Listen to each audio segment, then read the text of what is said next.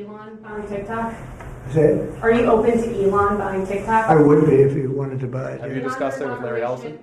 I'd like Larry to buy it too. I have the right to make a deal. So the deal I'm thinking about, Larry, let's negotiate in front of the media. The deal, I think, is this, and I've met with owners of TikTok, the big owners. It's worthless if it doesn't get a permit. It's not like, oh, you can take the U.S. The whole thing is worthless. With a permit, it's worth like $1 trillion. So what I'm thinking about saying to somebody is buy it and give half to the United States of America, half, and we'll give you the permit. And they'll have a great partner, the United States.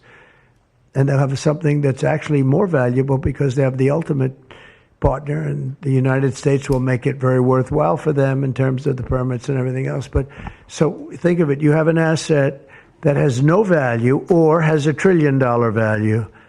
It all depends on whether or not the United States gives the permit. So they could have stopped them, and they didn't. And they've killed 300,000 people last year, my opinion, have been destroyed by drugs, by fentanyl. The fentanyl coming through Canada is massive. The fentanyl coming through Mexico is massive.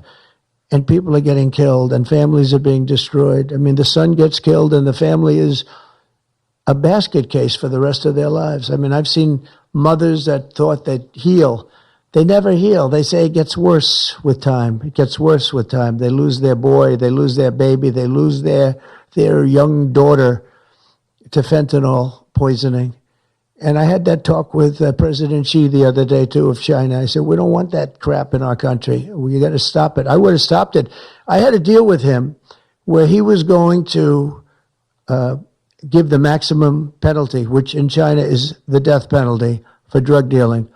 And he was all set. He was going to give the maximum penalty to fentanyl dealers. If they send to the United States, they were going to get the death penalty. Think of that. 6 months ago. But Biden couldn't get it done, and it was only the imposition that I put on as a deadline that got it done. But it's a very sad situation. It should have never happened. I'll tell you, 2 things should have never happened. 3 things. Inflation should have never happened. It would have never happened, except for what they did to energy and their crazy spending. And Ukraine would have never happened. Never. By the way, Russia never would have gone into Ukraine. I had a very strong understanding with Putin. It would have never, ever happened. He disrespected Biden. Very simple. He disrespects people. He's smart. He understands. He disrespected Biden.